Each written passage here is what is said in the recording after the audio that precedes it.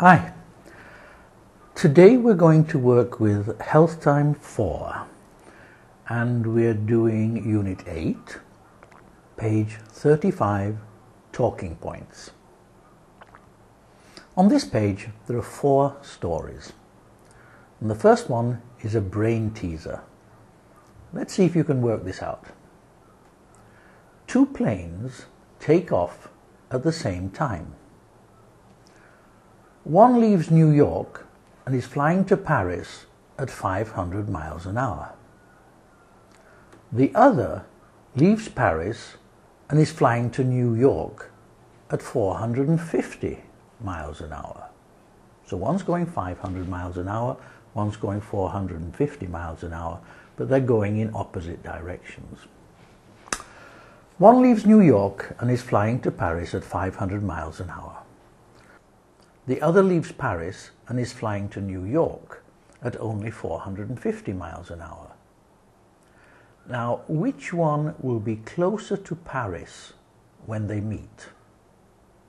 I mean, sometime over the Atlantic they're going to meet. Which one will be closer to Paris? Think about the solution and I'll tell you the right answer in a while.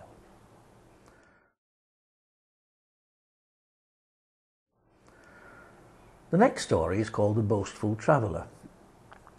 A man boasted of the wonderful deeds he had performed when he was in Egypt. He had leapt to such a height that people thought he was actually flying. One of the bystanders said, "If all this is true, there is no need of witnesses. Let's pretend this is Egypt and fly for us." The moral for this story is, he who does a thing well does not need to boast.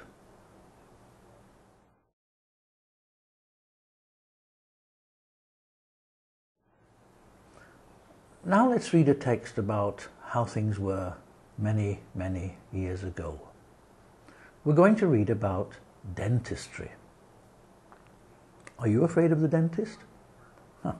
Nowadays there's no need to be afraid of a dentist, but in the old days, boy, just listen. Centuries ago, going to the dentist could cost you your life.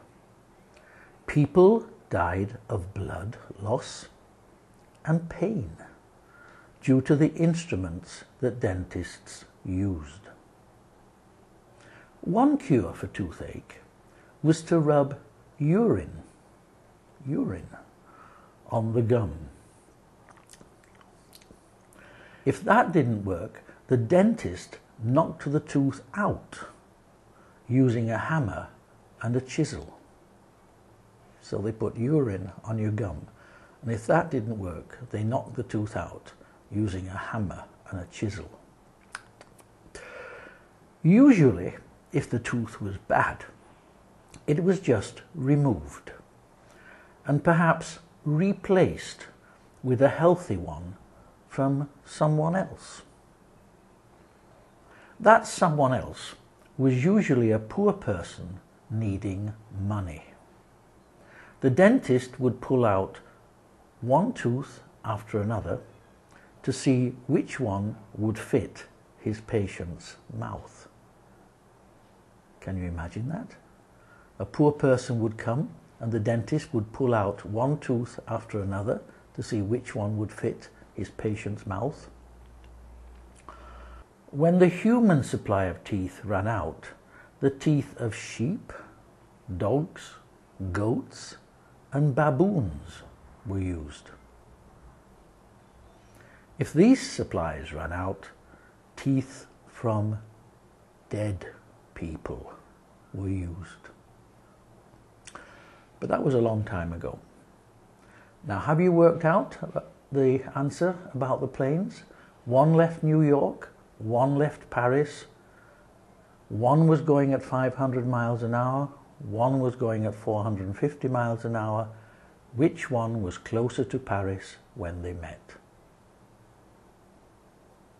Well, if they met, they were both in the same place, so neither of them was closer to Paris. Get it? That's all for today.